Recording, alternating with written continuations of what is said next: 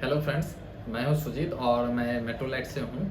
आज मैं आपको रिज्यूम बनाने के लिए और सीवी जो बोलते हैं सीवी बनाने के बारे में कुछ बताऊंगा आइडिया, और किस तरीका का रिज्यूम जो कि मार्केट में जाते हैं जब कंपनी में प्रेजेंट करते हैं तो सबसे बेस्ट रिज्यूम माना जाता है। रिज्यूम बहुत बार आप सुने होंगे किसी का नाम जो रिज्यूम बोलता है, रिज्यूम से पता लग जाती है कैसे हो सकता है रिज्यूमे या सीवी या बहुत सारे नाम इसके हैं। उस सारे नाम के दरमियान में आपको पता सिर्फ ये लगना होता है जो क्या डालूं इसे इनपुट में, क्या डालूं रिज्यूमे में, ताकि हमें फाइनल पता लग जाए कि नहीं अच्छा रिज्यूमे बना है या ख़राब रिज्यूमे बना है, या मेरा रिज्यूमे कहीं पे अगर जॉब के लिए अगर सिलेक्शन के लिए जाती है या हम फॉरवर्ड करते हैं तो क्या वो अट्रैक्टिव है या नहीं, या क्या कमियां रह जाती है जो कि दूसरे को सिलेक्शन हो जाती है आपकी नहीं हो पाती है किसी और को भी। तो अट्रैक्टिव रिज्यूमे बनाने के लिए अट्रैक्टिव वर्ड यूज करने पे मतलब ये कहीं नहीं बन पाती है जो आप उसको कलर वाइज बना दो, बहुत लाल पीला ब्लू नीला से आप उसको रंग दो और उसके बाद आप बोलो बहुत अट्रैक्टिव है, या बहुत अच्छे डेकोरेट करके फूल लगा दो पत्ती लगा दो, उससे कभी भी अट्रैक्टिव नहीं होती है। प्रोफेशनलिज्म में अट्रैक्टिव वर्ड का अलग मायने है, अलग तरीका से अट्रैक्शन उस पर दिखती है रिज्यूम पे। कितना सिंपल कितना साधारण तरीका से बहुत सारा चीज वर्ड में एक्सप्रेस कर दिया जाता है। इस सब के बारे में मैं अभी आपको बताऊंगा, क्योंकि मैं कई सारे रिज्यूम देखा हूँ, कई सारे रिज्यूमे मैं चेक करता हूँ, देखता हूँ, मेरे पास आते हैं और मैं उसमें देखता हूँ इन जनरल फॉर्मेट आती है। इन जनरल फॉर्मेट है जो आप कभी साइबर कैफे पे बहुत सारे लोग ऐसे भी होते हैं, हमें नहीं बनाना आता, भैया आप बना दीजिए, आप जाओ एक फॉर्मेट बना रहा था। मार्केट में भी फॉर्मेट चल रही है, ऑनलाइन सर्च करेंगे 50 आपको डाउनलोड करने के ऑप्शन मिल जाएंगे, आप लोग नाम बदलता भेज देता। क्या वो सही है? या आप किसी साइबर कैफे में जाके आप बोलते हैं आप मुझे हमें रिज्यूमे बनवाना है और आप नाम पता पूछता है, बेसिक चीज पूछता और आपको बना के दे देता, 10 या 20 रुपये आपसे लेता हुआ प्रिंट करके दे देता, क्या वो रिज्यूमे से जॉब मिल जाएगी? ऐसे कई सारे रिज्यूमे पे क्वेश्चन आते हैं और बेस्ट वे में अच्छे सैलरी पैकेज या डिसेंसी एक अच्छे ओहदे वाली जॉब के लिए अगर आप सर्च कर रहे हैं और या आप अपने को मतलब अलग कैटेगराइज करना चाह रहे हैं, अगर उस लेवल पे रिज्यूम बनाना चाहते हैं, तो इसके लिए मैं ये वीडियो बना रहा हूँ आपके लिए, ताकि आप जहाँ भी जाए किसी भी ऑर्गेनाइजेशन में जाए, मैं ये नहीं बोल रहा हूँ जो आप मेट्रोलाइट में ही आइए ऐसे रिज्यूम बना के, मैं कई सारे एग्जांपल देके भी बताऊंगा जो किस तरीका का रिज्यूमे सबसे बेस्ट माना जाता है, किस तरीका का रिज्यूम बनाने से आपको भी लगा यार ये तो अलग है, ये तो हटके है, इसको तो हमें इंटरव्यू लेना चाहिए या इनको बुलाना चाहिए। इससे कुछ कैंडिडेट में भी यूनिक स्पेसिफिक अलग चीज देखने के लिए भी क्वेश्चन आते हैं। इसके लिए मैं आज आपको ये बताऊंगा जो कैसे बेस्ट आप बना सकते हैं। चलिए मैं आज स्टार्ट करता हूँ रिज्यूम बनाने के लिए, जो आप जो अगर आप प्रैक्टिस कर रहे होंगे या आप सर्च कर रहे होंगे तो कैसे बनाएंगे। देखिए 3 कैटेगरी का रिज्यूमे आती है मार्केट में मेरे हिसाब से। 2 कैटेगरी तो ये हो गया जो अगर आप फ्रेशर हैं उसके लिए अलग मतलब कैटेगरी बनेगी फ्रेशर की, जो हमें इस अवधारणा से हमें ये पॉइंट डालना है रिज्यूमे में। और अगर तो एक तो फ्रेशर की हो जाएगी, दूसरी हो जाती है एक्सपीरियंस की। मान चलिए आपके पास एक्सपीरियंस है तो उसका एक कैटेगराइज थोड़ा अलग हो जाती है, डिफरेंसेस आनी चाहिए निश्चित रूप से। अगर आप फ्रेशर हैं और आप एक्सपीरियंस हैं, दोनों में डिफरेंस होना चाहिए। और तीसरी होती दोनों के कॉम्बिनेशन में ना के एक अट्रैक्टिव रिज्यूम बनाने के लिए, जो अट्रैक्टिव रिज्यूम को मैं सबसे लास्ट में डिस्कस करूंगा, जो कि सबसे अट्रैक्टिव वे में अगर आप फ्रेशर हैं या एक्सपीरियंस है, अट्रैक्टिव रिज्यूम कैसे बनाया जा सकता है, कैसे ऐसे रिज्यूम बनाए ताकि आप रिज्यूम सेंड करते आपको कॉल आ जाए इंटरव्यू के लिए, आपको कॉल आ जाए जो जॉब के लिए, चलिए आप अच्छे हैं आप आइए हम आपके इंटरव्यू बेसिक लेना चाहता हूँ। कम से कम आप वहां तक पहुंचने के लिए भी तो रिज्यूम अच्छे से बनाइए। आप इन जनरल एक दिन का मेहनत करते होंगे, कहीं से बना के कहीं से करवा देते हैं, जॉब नहीं मिलती, आप 50 जगह भेजेंगे तब जाके एक जगह से कॉल आती हुई। आप मेरा काम है एक ही, अगर आप एक ही जगह भेजिए आप अपना रिज्यूम, लेकिन वहां से कॉल आ जाए आपको इंटरव्यू के लिए, तो इस पे मैं डिस्कस करके मैं आज आपके साथ शेयर करूंगा इसे कैसे बनाना चाहिए। या मुझे देखना रहता है तो मैं क्या चीज देखता हूँ रिज्यूमे में, या हमारी टीम देखती है तो उसमें से क्या क्या स्पेशलाइज देखती है, जो क्या रखा हुआ क्या नहीं है। इन जनरल में आप सोच सकते हैं एक पर्सन अगर 500 रिज्यूमे दिन भर में आता हो तो ऐसा 500 देखते देखते परेशान हो जाए, ऐसा क्या चीज देखता है जो उसको कॉल करता, क्या चीज नहीं देखता, तो ऐसे कई सारे क्वेश्चन है। तो मैं आज बता रहा हूँ जैसे कि 3 कैटेगराइज मैंने रिज्यूमे का सेट किया हूँ। एक तो फ्रेशर है, जो अगर आप फ्रेशर है, मान चलिए आप फ्रेशर हैं, आप अगर रिज्यूम बना रहे हैं तो उसका कैटेगराइज अलग होगा। अब बेसिक फॉर्मेट में बता देता हूँ जो इन जनरल लोग क्या कराते हैं, साइबर कैफे में कहाँ बनाते हैं। सबसे पहले अपना ऊपर में लिख देंगे सीवी या रिज्यूमे, इसके बाद अपना नाम लिख देते हैं, एड्रेस लिख लेते हैं, mobile number, email ID and so on. एक कैटेगरी में सबसे हेडर में ये लोग जनरली ये मेंशन करते हैं। देखिए ये बुरा चीज नहीं है, ये मेंशन करना कंपलसरी है, ये तो हमें हर किसी के चाहिए, नाम क्या हो पता क्या है ये तो पता होना चाहिए। लेकिन बहुत बार इसमें मिस्टेक क्या हो जाती है, आप email ID even though ABCD पता नहीं क्या और डिजिट के नंबर के साथ आप मतलब आप एक ईमेल आईडी बनाते हैं सेम टाइम पे या बहुत पहले बना होता, और जो कि ऑड सा लगता है, अजीब सा। मान के चलिए ये मोहन नाम है किसी का, अगर तो mohan24634@gmail.com, अब याद नहीं रहेगा 24634, ऐसे याद रखना मुश्किल लगता है कि प्रोफेशनल नहीं। जब आप कॉर्पोरेट में काम करने के लिए जाते हैं तो ईमेल को आप प्रोफेशनल जरूर बनाइए। मैं ये नहीं बता रहा हूँ किसी डोमेन वाली ईमेल आईडी लीजिए, मैं ये बता रहा हूँ आप जीमेल की ही अकाउंट से आप बनाइए ईमेल, लेकिन आप प्रोफेशनल। मान के चलिए मोहन है तो आप लिखिए, जैसे कि एग्जांपल दे देता हूँ, जैसे कि mail to Mohan MAILTO2MOHAN Mohan @ ये जनरल मिल जाएगा, राइट टू मोहन या कुछ जॉब फॉर मोहन, कुछ ऐसे करके आप ईमेल बना सकते हैं ताकि आपको ईमेल आईडी जीमेल पे अवेलेबल भी मिल जाएगी। कई बार प्रॉब्लम आती है जो अवेलेबल नहीं होती, इसलिए डिजिट में जाती है, लेकिन आप खोजिए जो प्रोफेशनलिज्म में आप कितना अच्छा जीमेल बना सकते हैं। और जीमेल का बहुत, अगर आप रैंडम डिजिट के साथ या अलबल ABCD के साथ आप बना के रिज्यूम पे अगर आप अपना जीमेल लॉगिन करके उस पर डाल देते हैं, उससे पता लगता है आप पहले में जो कितना लेवल पे आपकी प्रोफेशनलिज्म है। तो जीमेल में खास करके ध्यान रखिए। तो जीमेल में ये कमी रहती है शुरुआत वाले में, अब कोई ABC मतलब अजीब सा नाम, मतलब वाइफ के नाम पे बना लेगा, किसी दोस्त के नाम पे बना देगा, ऐसे रिज्यूमे में अपना ईमेल बनाते, तो ईमेल से वहां बचिए आप ऐसे बनाने में। दूसरी केस एक आती है जब मोबाइल नंबर लिखते हैं, देखिए आप किसी का नंबर मान के चलिए 9938 कुछ स्टार्ट होती है, तो सीधा लिख देंगे 9938 एंड सो ऑन, 10 नंबर तक दे देंगे। आप उसके पीछे कंट्री कोड जरूर लगाइए। कंट्री कोड लगाना छोटा चीज है, लेकिन मतलब आपके मायने रखते हैं। जो अगर प्रोफेशनलिज्म अगर सही से चेक करते हैं उसके लिए बहुत मायने रहता है। तो कंट्री कोड जैसे इंडिया के लिए +91, आप +91 के साथ आप जरूर कंट्री कोड लगा के फिर अपना मोबाइल नंबर लिखिए। अगर 9938 लिखना था तो आप लिखिए +91 सेमीकोलन या डैश देके, डैश जनरली दिया जाता है, डैश देके 9938 एंड सो ऑन ऐसे नंबर आप कीजिए। तो एक दो ऊपर की केस में ऐसे आ सकते हैं। तो मेल और मोबाइल नंबर पे खास ध्यान रखिए। जब आप एड्रेस लिखते हैं, जब एड्रेस में अगर आप काम करते हैं तो एड्रेस में क्या होता है, जनरल लिख देते हैं। मान के चलिए कुछ भी आप लिखे, ये लोकेशन, ये लोकल एरिया, आप जाकर दिल्ली, सपोज दिल्ली में है तो दिल्ली लिख दी। आप दिल्ली के बाद पिन कोड आप लिखना भूल जाते हैं, तो वो भी प्रोफेशनलिज्म नहीं दिखाता। आप पिन कोड लिखना मस्ट है, वो लिखना चाहिए निश्चित रूप से। इन जनरल वे में लोग लिख देगा सीधा दिल्ली इंडिया, काफी है। तो दिल्ली इंडिया के बाद आप पिन कोड भी निश्चित रूप से कोशिश कीजिए, अगर एडजस्ट हो सकती है तो निश्चित रूप से लिखिए। इसके बाद जनरल लोग क्या कर लेते हैं, ये फ्रेशर हो या एक्सपीरियंस, दोनों के केस में बता रहा हूँ कहाँ कमी आ रही है, इस चीज को मैं बता रहा हूँ। इसके बाद क्या केस आ जाती है, जो ऑब्जेक्टिव लिखते हैं। ऑब्जेक्टिव क्या है, मोटो क्या है, हमारी एम क्या है, रिज्यूमे में हमें क्यों ये मेंशन करते हैं। क्या करता है, जनरल सर्च करता है जॉब के लिए क्या ऑब्जेक्टिव होना चाहिए, तो वो जनरली कॉपी करते हैं कहीं से, यहाँ पेस्ट करते हैं। एक फॉर्मेट रहता है, अगर आप किसी साइबर कैफे बनेंगे तो उनके पास एक कॉपी सेव रहता है। अब वो सेव में से लेंगे, कॉपी करके आपको वहां पे चिपका देंगे, और सारी जगह पे सेम ही ऑब्जेक्टिव जाता है। सबका ऑब्जेक्टिव सेम रहेगा, हम आपके ऑर्गेनाइजेशन को ग्रोथ लाएंगे, हम आपके, वो ABCD नहीं पता उस ऑर्गेनाइजेशन के बारे में, उनको 2% नहीं अभी पता है, जब ये कर लेंगे, लेकिन ऑब्जेक्टिव में बड़े लाइन लिख देंगे, जब ऐसे कर सकते हैं। मैं ये नहीं बोल रहा हूँ नहीं लिखना चाहिए, लिखना सही है, लेकिन आप उस ऑर्गेनाइजेशन के जो जिस फील्ड में आप काम करना चाहते हैं, ऑब्जेक्टिव आपको होना चाहिए। जिस ऑर्गेनाइजेशन के लिए आप काम करना चाह रहे हैं, उस ऑर्गेनाइजेशन के बारे में ऑब्जेक्टिव लिखिए आप, ना कि अपने मन से गूगल से कॉपी करके कॉमन पॉइंट लिख लिया, जब आपकी ग्रोथ ये ले आएंगे वो ले आएंगे, इससे में पता लग जाता तो कॉपी पेस्ट। बहुत 1% 2% का ऑब्जेक्टिव पे ध्यान जाती है जब आप शुरुआत में करेंगे। अगर आपका अपना लिखा होगा, कंपनी का नाम लिखा होगा, जिस कंपनी में आप काम करना चाहते हो उसका नाम लिखा होगा, तो निश्चित रूप से वहां पे ऑब्जेक्टिव पे भी नजर जाएगी। अगर ये जाती है, छोटी पॉइंट है, इससे प्रोफेशनलिज्म में पॉइंट आती है। इसके ऑब्जेक्टिव के नीचे जनरल वे में लोग क्वालिफिकेशन लिख देते हैं। क्वालिफिकेशन क्या करते हैं, बहुत बार मिस्टेक, जो 10th पहले किए तो 10th लिख देंगे, फिर 12th लिखेंगे, ऐसे सो, मतलब 10th से स्टार्ट करते हैं, नहीं उल्टा करते हैं। आप पहले हायर एजुकेशन पहले लिखिए, जो कि आपकी लेटेस्ट या हायर एजुकेशन में है, आप उसको पहले मेंशन कीजिए, इसके बाद नीचे, उसके बाद नीचे, सबसे लास्ट में अगर 10th पास आउट है। अगर मान चलिए आप पोस्ट ग्रेजुएट है, तो अगर आप मास्टर डिग्री कर रखे हैं तो आप पोस्ट ग्रेजुएट को पहले मेंशन कीजिए, फिर उसके बाद वो कौन सा ऑनर्स क्या कैसे, अगर आप एक कॉलम बना के डालना चाहते हैं आप डाल सकते हैं, इसमें कोई बड़ी बात नहीं है।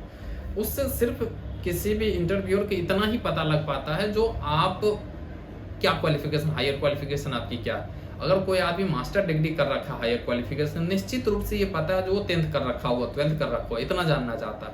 लेकिन 10th 12th कर रखा, हायर क्वालिफिकेशन पता करना मुश्किल होता है, इसलिए हायर क्वालिफिकेशन लिख देंगे तो नीचे की इट्स ओके चल जाता है।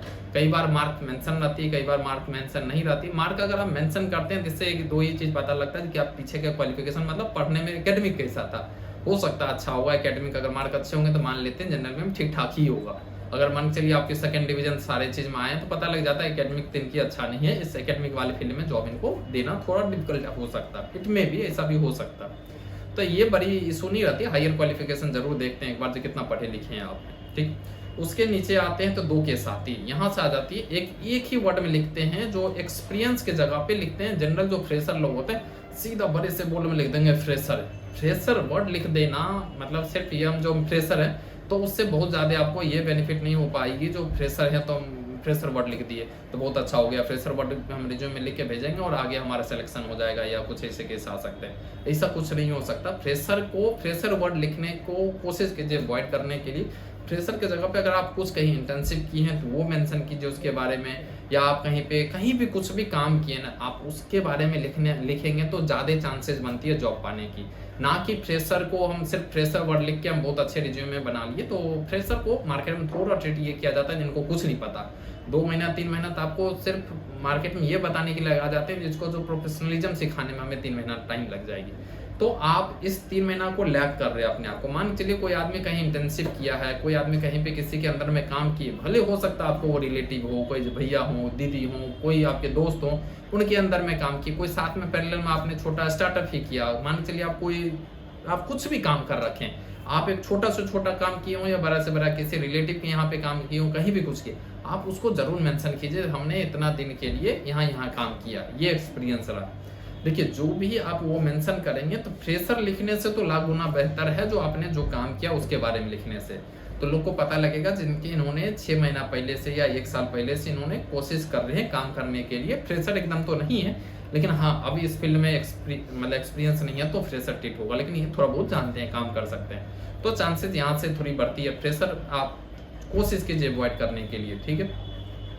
वहीं पे जो एक्सपीरियंस वाले पर्सन है, ये तो मैं फ्रेशर की कैटेगरी में बताया जो फ्रेशर अवॉइड करके थोड़ा ये लिखने के लिए। वहीं पे जो एक्सपीरियंस वाले पर्सन है, आप अपने जो लेटेस्ट एक्सपीरियंस आपका जहाँ भी है, आपका जो लेटेस्ट वर्क जहाँ पे काम किया उसको पहले लिखिए, धीरे धीरे सोन जो आपने सबसे पहला जॉब किया सबसे लास्ट में, जो सबसे लास्ट में छोड़े हैं या छोड़ने वाले हैं या जो लास्ट अपडेट है उसको सबसे ऊपर में डालिए। जो हम यहाँ पे ये काम कर रहे हैं आप उसमें सब कुछ मेंशन कीजिए।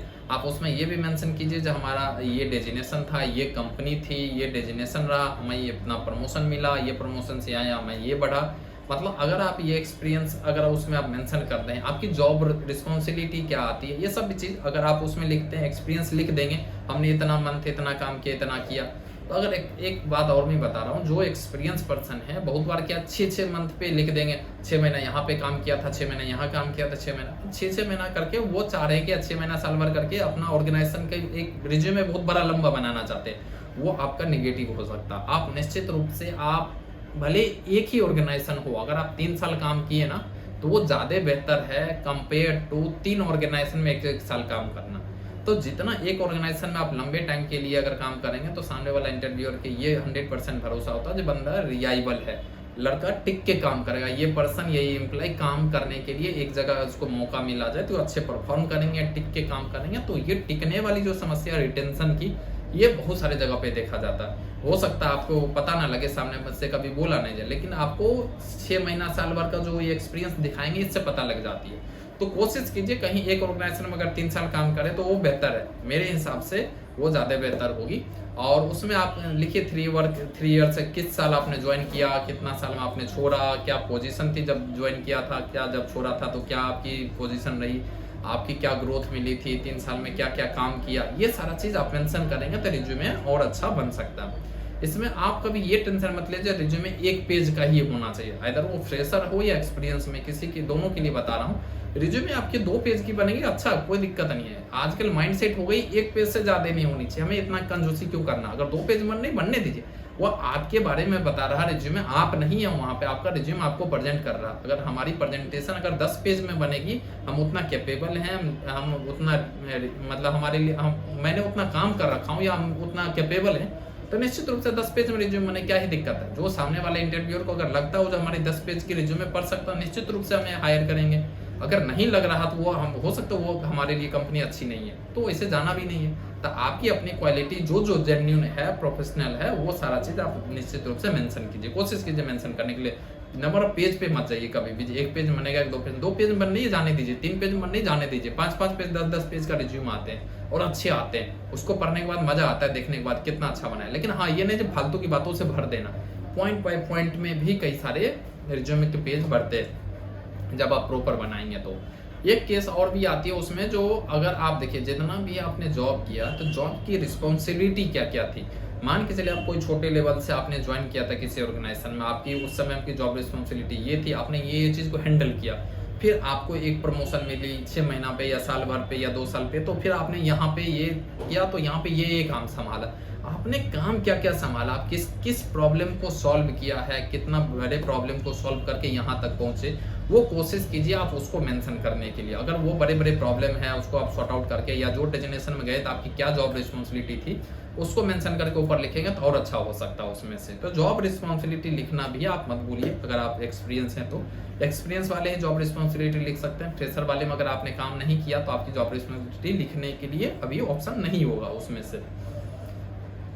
इसके बाद आती है जॉब रिस्पॉन्सिबिलिटी के बाद आपको बहुत सारा चीज़, ये तो और नीचे जाएंगे तो आपके उसमें मेंशन रहती है। जनरल वे में लोग लिखते हैं फादर्स क्या नाम क्या है, आप मैरिड हैं अनमैरिड हैं, डेट ऑफ बर्थ क्या रहा है, क्या एज रही है, नेशनलिटी क्या आपके इंडियन है कि एनआरआई हैं या बाहर के हैं।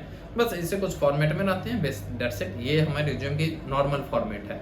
ये नॉर्मल फॉर्मेट में आपको इस टाइप की आपको जनरल रिज्यूमे मिल जाएंगे। उसमें से लोग सेलेक्ट करते हैं, चलो ये ठीक हो सकता है, ये नहीं हो सकता। बहुत बार आप रिज्यूमे में देखेंगे इमेज भी अपडेट रहती है।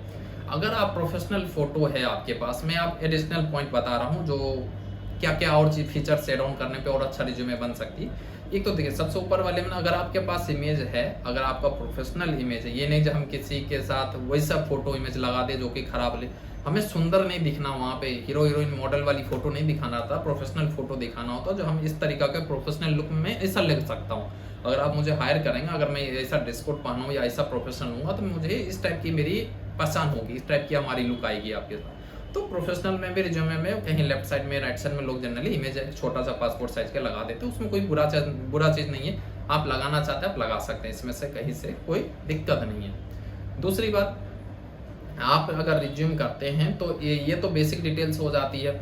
और देखिए अट्रैक्टिव रिज्यूम बनाने की मैं आपको एक आज अभी बताता हूँ, पॉइंट बताता हूँ। ये तो आपको तो बेसिक और एक्सपीरियंस की कहानी थी जो रिज्यूम बनाने में क्या ध्यान रखना चाहिए क्या नहीं। देखिए एक अट्रैक्टिव रिज्यूम की एक बात है, जब मान के चलिए आप मान के लिए अमेजन में कोई जॉब करना चाह रहा है, अमेजन बड़ी कंपनी, हर कोई अमेजन को जानता है। आप अमेजन में एक अच्छे पोस्ट के लिए जॉब करने के लिए जाना चाह रहे हैं, आप वहाँ पे जाइए, आप नॉर्मल रिज्यूम लेके जाएंगे तो ऐसे 5000 एप्लीकेशन अमेजन में आती होगी। अब मान के चलिए 5000 एप्लीकेशन को फिल्टर आउट करना भी एचआर के पास नजर जाते हैं, जो हटाओ रखो ये करो वो करो, ऐसे नहीं। अब एक इंसान की मैं कहानी बताता हूँ। एक आदमी मान के चलिए क्या किया, जो अमेजन का एड टू कार्ट की ऑप्शन आती है, एक फॉर्मेट आती है, हेडर आती है, अमेजन की वेबसाइट देखे होंगे, तो उस अमेजन की वेबसाइट की मान के चलिए वहां पे लाया उसी फॉर्मेट में। अट्रैक्टिव का यहाँ वर्ड में बता रहा हूँ मीनिंग। मान के चलिए अमेजन की जो थीम कलर है, अमेजन का जगह पे अपना नाम लिख देंगे हमें, और कलर थीम वैसा ले लेंगे, एड टू कार्ट वाली ऑप्शन की ले लेंगे, या उनके और अलग अलग ऑप्शन आते हैं प्रोडक्ट एड ऑन करने वाली। अब कंपनी के अंदर में इतना इंटरेस्टेड है वो पर्सन, वो अमेजन की फॉर्मेट में अपना रिज्यूम बनाया, अमेजन का जैसा वेबसाइट की लुक है उस लुक में, उस थीम में उसने अपना रिज्यूम बना लिया। उसमें अपने नाम के जगह पे नाम लिखा है, एड्रेस के जैसे एड्रेस लिखता है अमेजन, अपना यूजर से एड्रेस लेता है वैसा अपना एड्रेस लोकेशन ला रहा है। मतलब ऐसा लग रहा था जैसे कि अमेजन वालों ने इनको एक रिज्यूम बना के दे दिया, अमेजन ने अपनी वेबसाइट वालों को ने इसे इस लड़का को दे दिया। आप समझिए ऐसा अमेजन के एचआर के पास अगर कोई रिज्यूम जाएगा तो वो एचआर क्या समझेंगे, ये लड़का या ये एम्प्लॉय हमारे लिए कितना डेडिकेटेड है, जो कि हमारी पूरे फॉर्मेट जानता है, ये हमें अमेजन में ही जॉब करने के लिए बना ही है। आप बात समझ रहे हैं, क्योंकि वो तीसरे से यूनिक है, अलग है, बात समझ। तो जितना भी आप कंपनी के डेप्थ में जाके अगर आप उसके फॉर्मेटिंग, आप उसके जो थीम होगी, उनकी जो कैटेगरी होगी, उनकी जो सिस्टम होगी, उनके डीप में जाके आप अपने रिज्यूमे को भी चाहिए कोशिश कीजिए उसी के फॉर्मेट में बना ले। इसके बाद आप भेजिए उसी कंपनी, सिर्फ अमेजन में ही भेजिए। आप यही चीज अमेजन को फ्लिपकार्ट में भेज देंगे तो आपकी नौकरी नहीं लगेगी। लेकिन हाँ, आधा घंटा या 1 घंटा या 2 घंटा की रात में मेहनत करने से, दिन में बैठ कर आराम से काम करने से अगर उस फॉर्मेट आप रिज्यूम बन जाता है तो अमेजन में ही चांसेज आपकी जॉब मिल जाएगी। आपको 10 जगह एप्लीकेशन भेजने, कॉमन एप्लीकेशन ये बनाने की कोई जरूरत ही नहीं। जब HR के पास वो रिज्यूम आएगा तो वो लगेगा तो वो निश्चित रूप से डेडिकेटेड है। कहीं अगर वो जो बोलते हैं ना आपके पास ग्रेस मार्क कहाँ से मिल सकते हैं, ग्रेस मार्क सिर्फ ये जो गवर्नमेंट सेक्टर में जो मिलती है हमें, जो 10% 20% का हमें कोई जाति के हिसाब से दे देते हैं उससे भी, या फाइनेंशियल की कंडीशन पे देते हैं उससे भी ज़्यादा अच्छा हो सकता है। आपको ग्रेस प्राइवेट में मिल सकती है जब आप रिज्यूमे अपडेट करके देते हैं। मान के चलिए कोई आदमी पेटीएम में काम करना चाहते हैं तो पेटीएम के एक फॉर्मेट पता, अब पेटीएम के हिसाब से उसने अपना रिज्यूमे तैयार कर लिया, पेटीएम का थीम कलर के हिसाब से अपना रिज्यूम का थीम कलर बना लिया, पेटीएम का जहाँ पे नाउ का ऑप्शन है वहाँ पे कुछ अपना नाम डाला, वहाँ पे एड्रेस डाला, उसी का आइकॉन यूज करके बना लिया और एकदम पेटीएम की फॉर्मेट वेबसाइट की तरह या ऐप की तरह उसके फॉर्मेट, उसकी थीम कलर, उसको सबको यूज करते हुए पेटीएम में जॉब के लिए एप्लीकेशन के लिए भेजा और लगेगा जो एचआरओ में निश्चित रूप से उनको बुलाएंगे, अरे ये बंदा क्रिएटिव है, ये बंदा अच्छा है, इसको बुलाना चाहिए, इतना सोचा जो पेटीएम के बारे में लगता है सब कुछ जानता है, वो अपना रिज्यूम तो इसने ऐसा बना लिया, तो निश्चित रूप से आपको वहाँ पे ग्रेस मिल जाएगी, काम करने के मौका मिल सकता है। तो अट्रैक्टिव मतलब जो आप जिस कंपनी में जाना चाह रहे हैं, आप मान के चलिए मेट्रोलाइट में आना चाहते हैं, अगर आप मेट्रोलाइट में आए, मेट्रोलाइट के बारे में पढ़िए, मेट्रोलाइट है क्या, क्या कर रही है, क्या नहीं कर रही है, मेट्रोलाइट किस तरीका का थीम कलर डिजाइन कर रही है, मेट्रोलाइट की वेबसाइट किस तरीका का है, उसमें क्या डाल सकते हैं, या मेट्रोलाइट में मैन पावर से रिलेटेड काम रही है तो हम अपना इमेज कैसे इसे करूँ ताकि रिज्यूम बनाऊँ, ताकि हमें इसमें हमें मेन पावर की तरफ से हमें हो सकता है, हमें अगर एडमिन का जॉब लेना तो एडमिन टाइप के क्रिएटिव मेट्रोलाइट के साथ जोड़ के रिज्यूम बनाइए, ऐसा कुछ क्रिएटिव बनाइए जो एक ही कंपनी को सोचिए, एक बार में 10 कंपनी को मत सोचिए, रिज्यूम बना के आज सो नहीं जाना, एक 10 कंपनी को सेलेक्ट करेंगे, एक कंपनी को सेलेक्ट करेंगे, उस कंपनी के बारे में पूरे डिटेल्स में जान लेंगे और उसके फॉर्मेट में अपना रिज्यूम तैयार करेंगे। डाटा तो आपकी लगभग सेम होगी लेकिन थोड़ी डिजाइनिंग, थोड़ी क्रिएटिविटी, थोड़ी थीम, थोड़ी कलर, थोड़ी अपनी सोच उसमें डालना पड़ेगा, स्पेशली उसी कंपनी को लेके। जब वो रिज्यूम आपके उस कंपनी में जाएगी तो आपको ना बोलने की ऑप्शन उस इंटरव्यू या एचआर के पास बहुत कम रह जाती है। निश्चित रूप से आपको एक बार इंटरव्यू के लिए जरूर कॉल करेगी और आपको बुलाएगी। जब इतना सोचते हो सकता है अभी ना तो 2 दिन बाद सही, 4 दिन बाद सही, लेकिन आपको निश्चित रूप से जॉब देने की चांसेस बन जाती है। तो एक रिज्यूम एक छोटा सा चीज है, इतना छोटा चीज है जो कि आप दिन भर में व्हाट्सएप खेलते हैं, यहाँ से वहाँ मेल भेजते हैं, व्हाट्सएप करते हैं, किसी का रिकमेंडेशन करवाते हैं, ये भी ऑप्शन होती है, लेकिन आप उसमें भी आप इतना अच्छा काम कर सकते हैं। अट्रैक्टिव या डिजिटल रिज्यूम बनाने के अभी और भी कई सारे ऑप्शंस आते हैं। मान के चलिए आप जब रिज्यूम बनाते हैं, वर्ड में बनाते होंगे या किसी का टेम्पलेट यूज करते होंगे, किसी ऑनलाइन का भी लोग QR कोड यूज कर लेते हैं। हमारा रिज्यूम ओपन करने के लिए आप QR कोड से भी स्कैन कर सकते हैं, समथिंग कोई QR कोड डाल दिया, समथिंग कोई अट्रैक्टिव चीज बनाने के लिए। मान के चलिए कोई PDF में कन्वर्ट कर लेते हैं और PDF से PDF भेजना होता है, शेयर करते हैं PDF में रिज्यूम। अब PDF में भी एक क्लिकेबल होती है, अगर मान के चलिए कोई आपने सर्टिफिकेट 10th का सर्टिफिकेट मार्कशीट दिखाया इतना, आप कहीं ड्राइव पे सेव कर रखे अपने सर्टिफिकेट को और अपने PDF को इस तरीका से लिंक कीजिए, जो अगर मान चलिए PDF में भी कोई लिंक पे उस पर क्लिक करेगा 10th की मार्कशीट पे तो आपकी ओरिजिनल मार्कशीट जो जहाँ पे सेव है वो दिख जाए। तो सोचिए वो आदमी अगर आपका रिज्यूम देखेगा और इस देखेगा तो बोलेगा कितना क्रिएटिव आदमी है, तो वो भी आपकी चांसेस बन रही है। आप बात समझ रहे, वहां से क्रिएटिविटी आ जाती है जो हम कितना अच्छे तरीका से हमें ये क्रिएटिव बना रखा अपने रिज्यूम को। के बाद एक आ जाती है सोशल मीडिया के केस में आती है, जैसे कि आप सोशल मीडिया आप यूज करते हैं, आपके पास मान के चलिए फॉलोअर्स ज़्यादा है, आप निश्चित रूप से सोशल मीडिया को भी आप पोस्ट में मेंशन कर सकते हैं, हमारे पास इतना रीच है, हमने ये काम किया, इतना कंटेंट क्रिएट किया या क्या किया, अगर आप चाहते हो तो उसमें मेंशन कर सकते हैं। जितना भी पेज में आपकी जा रही है इस तरीका से आप रिज्यूम को अट्रैक्टिव बना के अपनी जॉब लेने की, आपकी जॉब लेने की जो प्रोबेबिलिटी है, जो चांसेज है वो बढ़ जाएगी। तो एक छोटा सा एफर्ट लगाने से आप चाहिए तो अपना रिज्यूम को बहुत अट्रैक्टिव बना सकते हैं, बहुत अच्छे बना सकते हैं। रिज्यूम अट्रैक्टिव बनाना की मतलब ये कभी नहीं है जो आप उसको लाल पीला में कर ले, आप उसको कलरफुल कर ले या बहुत अच्छे HD में प्रिंट करा लें तो उस बहुत अच्छा हो जाएगा। कंटेंट, थोड़ा सोच, क्रिएटिविटी, थीम कलर, कंपनी के बारे में सोचना, कंपनी के बारे में जान के अपना अपडेट डालना रिज्यूम में डाल दीजिए। रिज्यूम एक वही चीज है जो आप नहीं है वहां पे, लेकिन आपको वो चीज रिज्यूम आपको प्रेजेंट कर रहा है। आप सोच लीजिए आपके एब्सेंस में आपके रिज्यूम प्रेजेंट कर रहा है, ऐसा चीज बनाना जो मैं ना भी रहूं तो मेरा रिज्यूम बोलना चाहिए जो मैं क्या हूँ। इस तरीका से आपको सोचना पड़ेगा, रिज्यूम उस तरीका से बनाना पड़ेगा ताकि जहां भी जाए ना तो बंदा तो रिज्यूम हमारा सिलेक्शन दे के दे दे, ना कि मुझे ऐसा हो जो वहां पे मेरे जाने के बाद सिलेक्शन ना हो। तो उस लेवल पे थोड़ा मेहनत करके सोच के बनाएंगे तो निश्चित रूप से आपको कहीं से भी रिज्यूमे की वजह से सिलेक्शन में कमी नहीं आएगी, ये तो मेरी गारंटी है। आप निश्चित रूप से एक बार ट्राई कर सकते हैं। अगर कुछ भी हो, अगर आपको ये लग रहा हो जो हाँ ये बेनिफिट मिल रही है आपको इस मैसेज से, तो आप मुझे कमेंट बॉक्स में बताइए जो हाँ मैंने इसे किया और मुझे इससे बेनिफिट मिला, मुझे इससे जॉब भी मिला। आप मेरे हिसाब से आप 2 4 5 कंपनी, बहुत ज़्यादा नहीं, 5 कंपनी ही आज के डेट में आप अपने रिज्यूम बनाइए, 5 कंपनी को टारगेट कीजिए जब हमें इस 5 में जॉब लेना है, और उस 5 कंपनी की तरह सोच के आप अपने डिटेल्स उसमें बनाइए, उस फॉर्मेट में बनाइए और 5 कंपनी को भेज के देखिए। आप 15 दिन 10 दिन जब भी आपके इंटरव्यू के लिए कॉल नहीं आती, फिर मुझे आप मैसेज कीजिए, सर मैंने वैसे बनाया था और बहुत अच्छे तरीका से बनाया था, फिर भी कॉल नहीं है। आप मुझे कमेंट बॉक्स में बताइएगा तो जितना अच्छा कितना हो सकता है, और जितना लोग का जो भी हेल्प हो सकता है उसमें रिज्यूमे बनाने में, अगर मतलब आप देने पे अगर जॉब मिल जाए तो मैं समझूंगा जब मैं आपके लिए एक बड़ा सा हेल्प कर पाऊंगा इस चीज़ को लेकर। तो आप निश्चित रूप से कमेंट बॉक्स में बताइए ताकि मैं और भी इस तरीका के अपडेट के लिए, आपके लिए हेल्प के लिए मैं और भी वीडियो बना सकूँ। Thank you.